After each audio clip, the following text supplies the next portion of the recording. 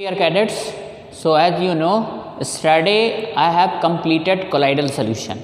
So as far as colloidal solution is concerned, everything I taught you, like definition of colloidal solution, phases of colloidal solution, characteristics of colloidal solution, types of colloidal solution, examples, and later on I have given you some questions also, like what is sol, what is gel, what is emulsion, why is gas and gas colloidal solution is not possible. So I hope that you have completed it. Now there is one more type of solution.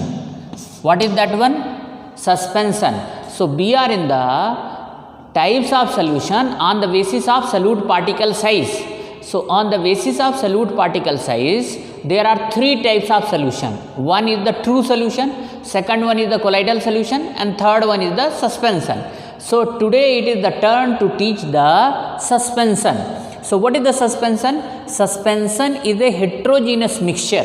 What number one thing is, it is a heterogeneous mixture in which solute particle do not dissolve but remain suspended throughout the bulk of the medium. So try to understand. If you see clearly in the definition of suspension, so two things are emerging. Number one thing is, it is a heterogeneous mixture. What is the second one thing? Solute particle do not dissolve. They remain suspended throughout the bulk of the medium. Means what is the medium? What is the meaning of this one? It is unstable also, because their particles settle down, because here what is there? Earlier they are suspended. When you keep them undisturbed, so they will settle down. So the meaning of this one is, suspension is the type of solution in which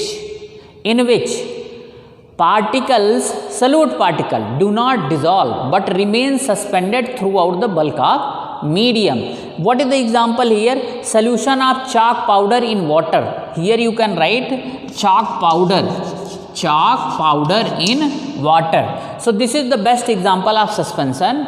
And now characteristics. What are the characteristics of suspension? So here write down heading characteristics of suspension. Characteristics of suspension. What is the first characteristics? It is heterogeneous mixture. It is heterogeneous mixture. Number one thing, heterogeneous mixture. What is the second one thing? Second one thing, since the size of solute particle of suspension is large, so they can be seen by the naked eye. Particles, here you can write particles can be seen by naked eye. The third one is the size of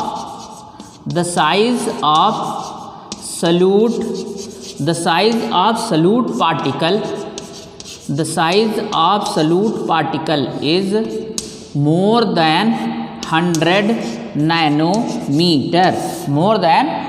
nanometer. So as compared to true solution and colloidal solution, the size of solute particle of suspension is very large. That is why they can be seen by the naked eye. Dear cadet, now we are in the characteristics of suspension. So just see three characteristics I have told you. Now the characteristics number 4. What is the characteristics number 4? Suspension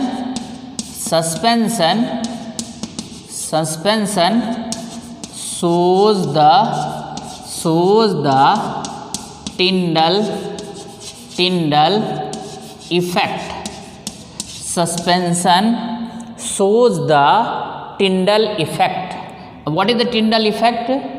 Means here you can write, means solute particle scatter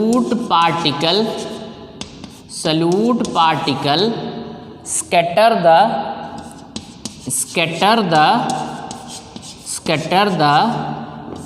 beam of beam of light, scatter the beam of light, and or you can write here, hence the path of incident ray is visible. So just see the suspension particle, they exhibit this effect, this effect due to bigger size of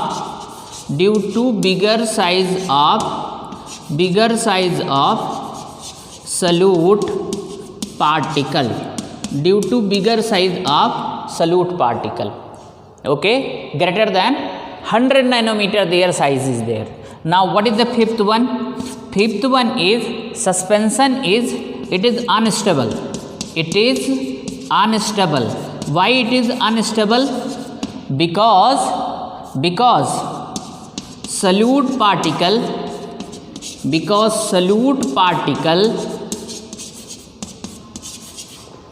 get settled when kept undisturbed for some period of time. So just try to understand, you know what is the criteria to be stable or unstable.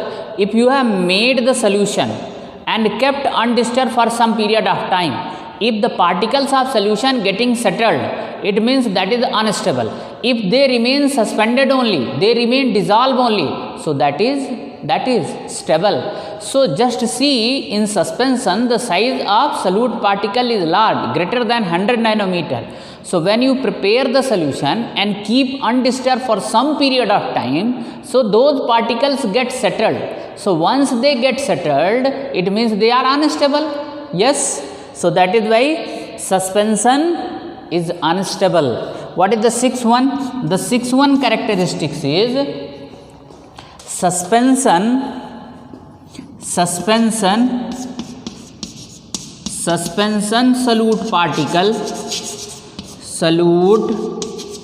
solute particle can be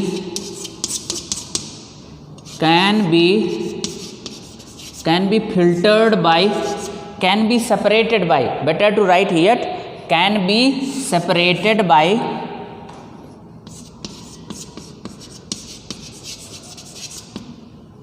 filtration process, can be separated by filtration process due to bigger size of solute particle, due to bigger size of solute particle. Okay, now try to understand here. There is one more characteristics, that is the characteristics number 7. Suspension is opaque, means through the suspension you cannot see the across, that is opaque. What about true solution? True solution is transparent. What about colloidal solution? Colloidal solution is translucent, and here you can write it is opaque. It is opaque. I have not written in case of true solution and colloidal solution, but I am telling you true solution is transparent. You can see across. Colloidal solution is translucent, means partially you can see the across, but suspension is completely opaque. You are unable to see across, means through it. That is why it is a opaque, O-P-A-Q-U-E. In this way the characteristics of suspension is also over. Now dear cadets, there is one question, and that question is very easy. If you try hard, very easy you can do it. Sometimes they ask the difference between true solution, colloidal solution and suspension. So whatever characteristics I have told you, on that basis you can distinguish among true solution, colloidal solution and suspension. Just make one column, in characteristic side write down the heading, and on the basis of those heading, those properties, you can compare all three types of solutions. So dear cadet, now difference among true solution, colloidal solution and suspension. So just see, I have made 4 column, characteristics, true solution, colloidal solution and suspension. The first one is the nature. So what is this one? True solution is homogeneous, colloidal solution is heterogeneous, suspension is also heterogeneous. Stability. So true solution is stable, their particle do not settle down if you keep undisturbed for some period of time. What about colloidal solution? They are stable, their particle also do not settle. And suspension is unstable because their particles settle down when you keep them undisturbed for some period of time.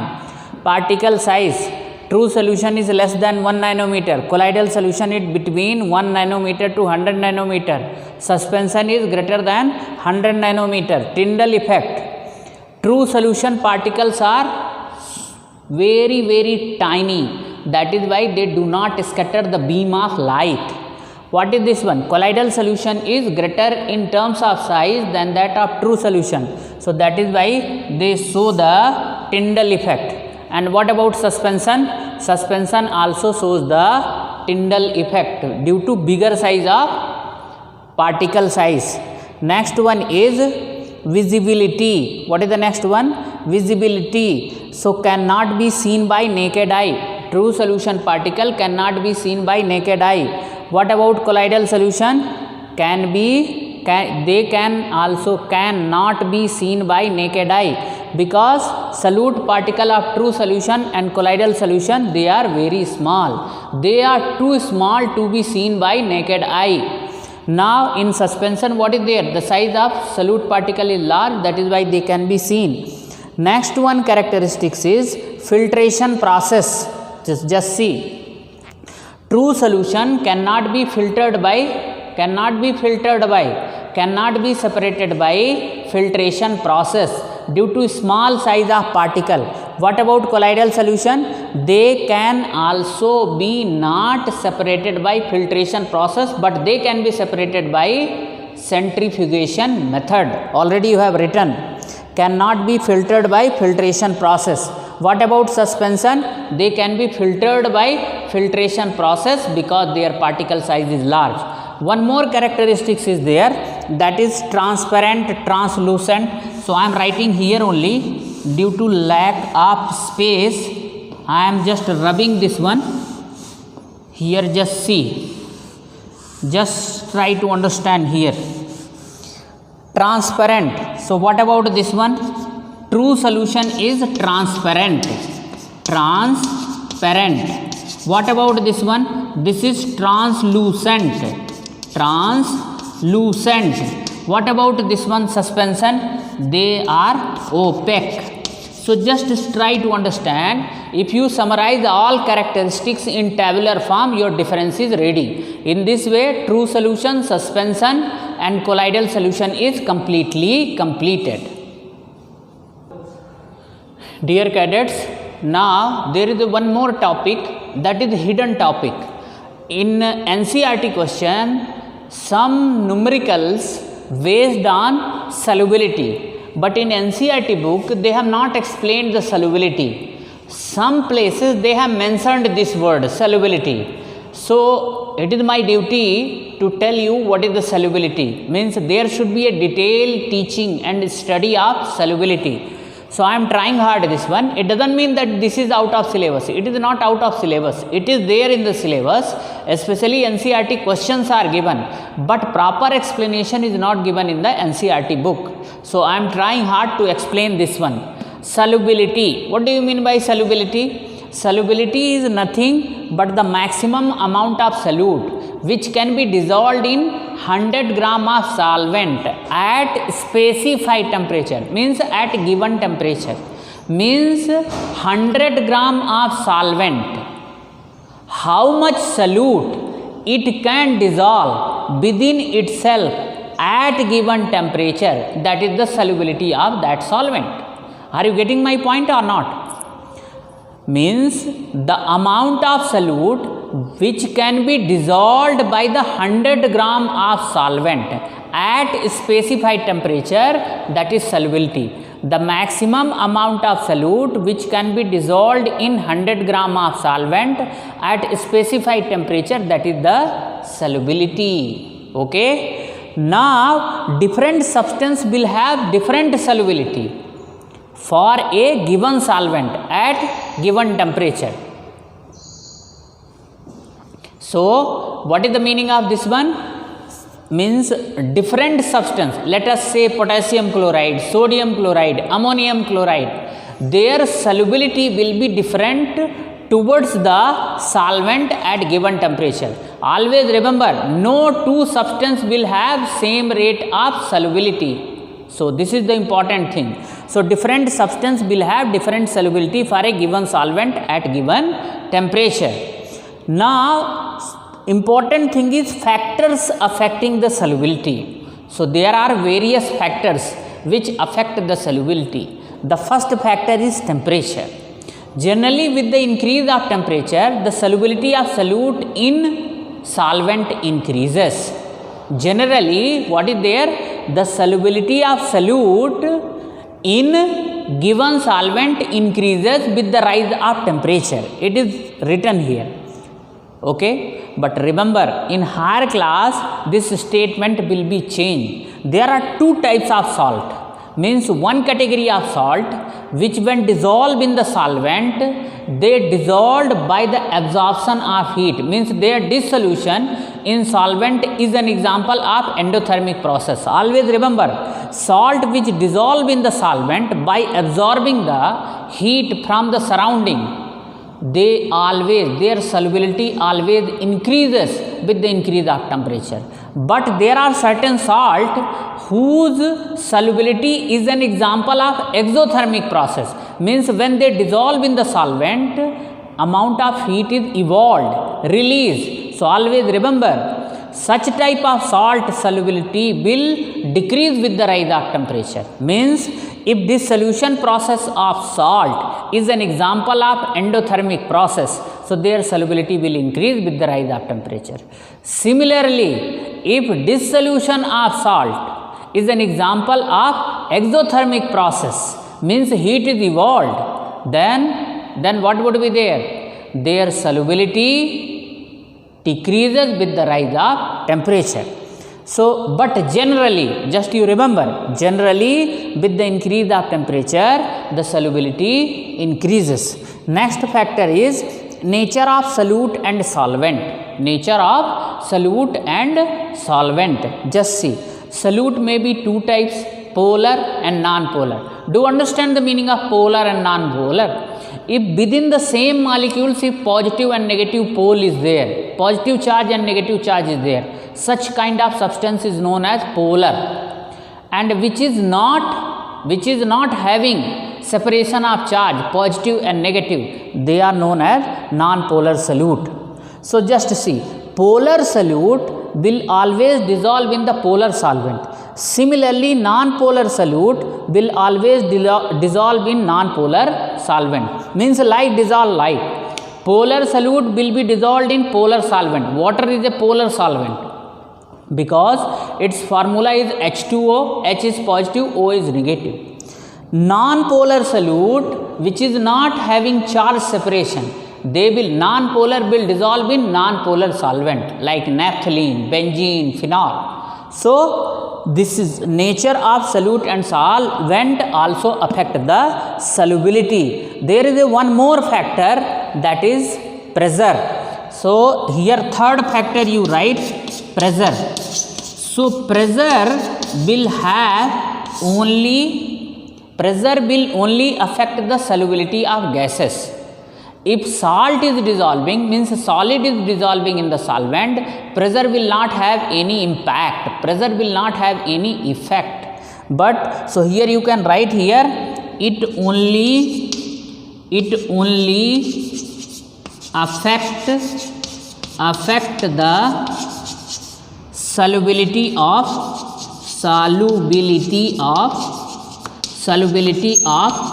gas. It only affect the solubility of gas. And now I may write here, with the increase of pressure, solubility of gas increases.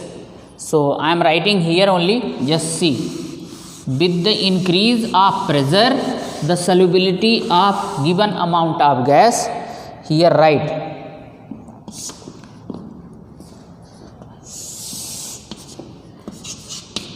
with increase of pressure, the solubility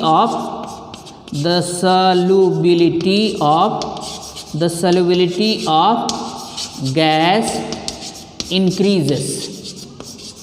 Means if you increase the pressure, the solubility of gas will increase in given amount of solvent.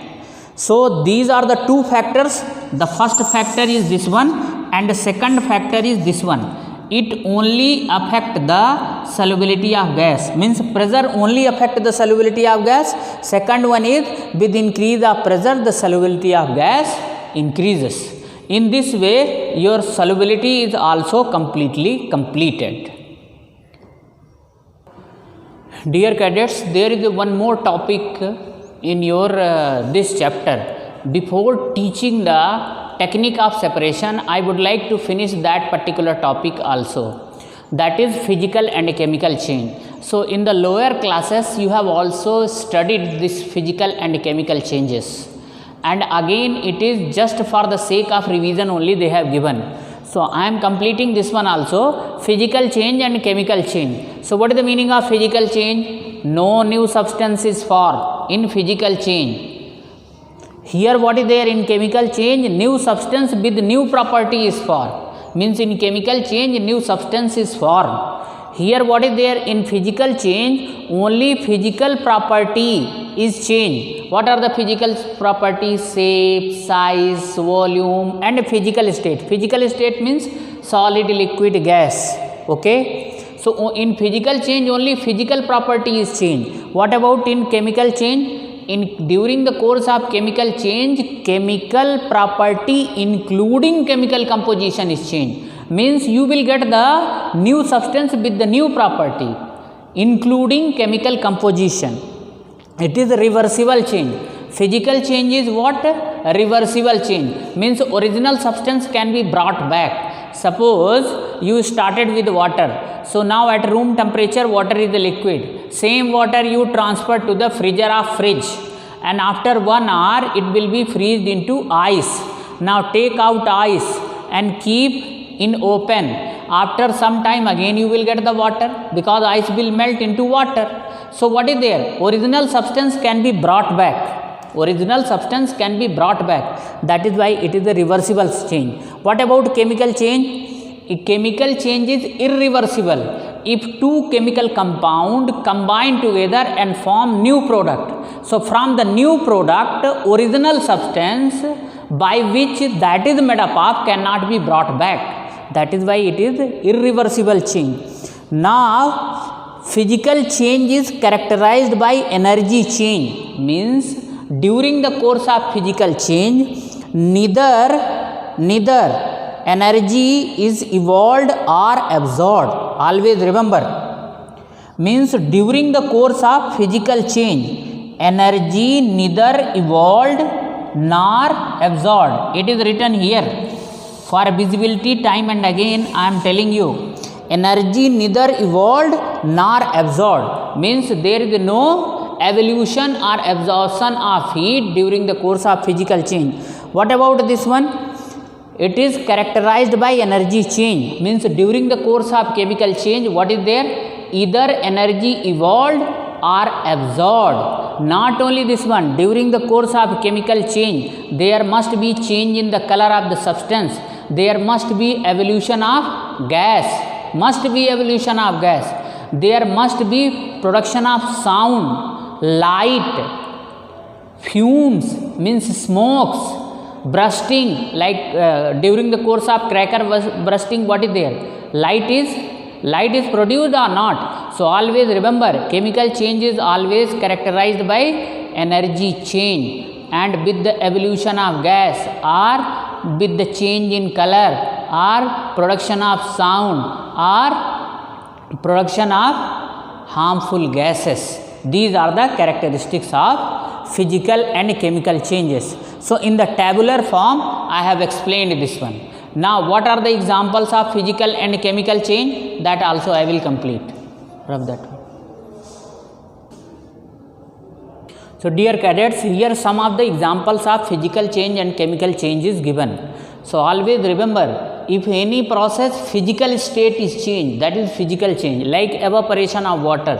Evaporation of water means conversion of water into water vapor. So earlier it was liquid, now it is vapor. So this is physical change. Cutting of trees, you cut the trees, again it will grow. Okay, so it is a physical change. Cutting of forest means once the forest is cut, again it can be grown or not, no chemical change it is. Melting of butter in pan, so butter can be melted, so only physical state is change. Boiling of water to form steam, physical state is only change. Dissolving common salt in water, when salt, just see what is the definition of solution. Definition of solution is solute and solvent chemically they should not react. Are you getting what is the definition of solution?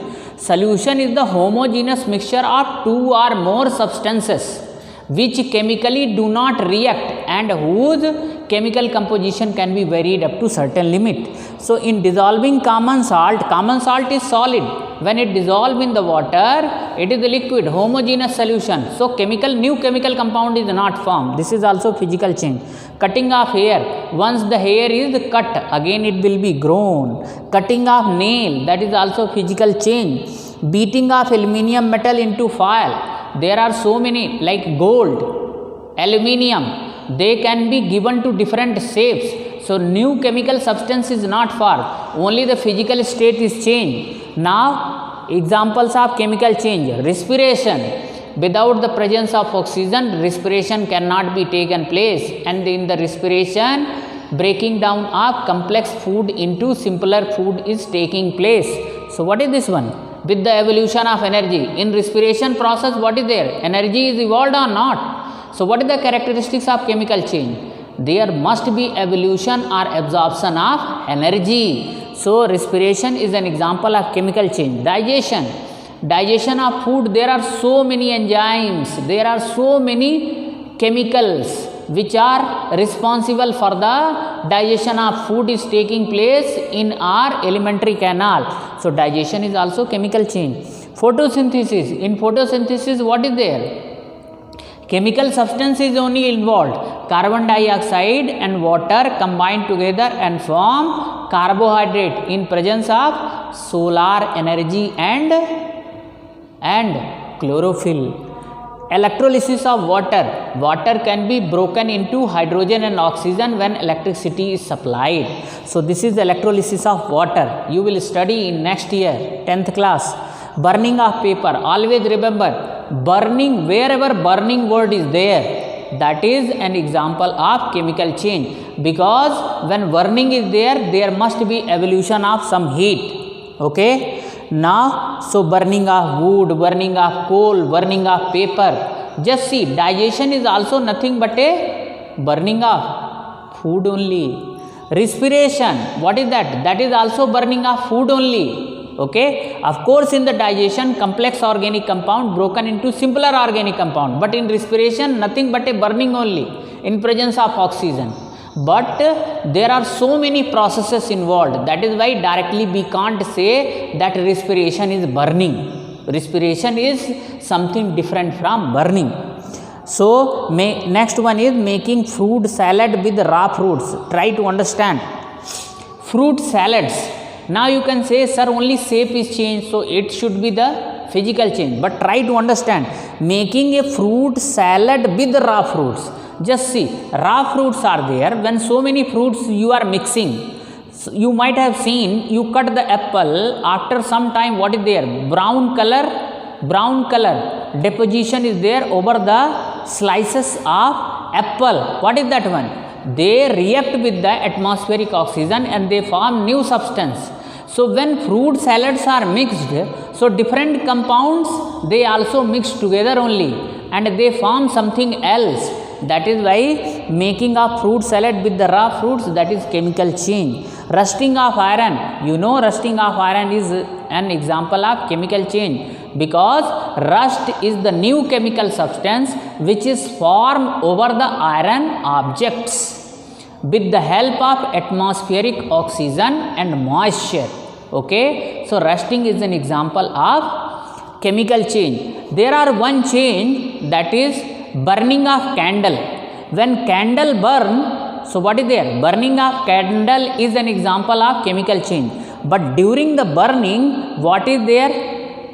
Means wax get melted. So melting of wax is an example of physical change. Means what we can say, burning of candle is an example of both changes, physical change as well as chemical change. Remember this one. Thank you.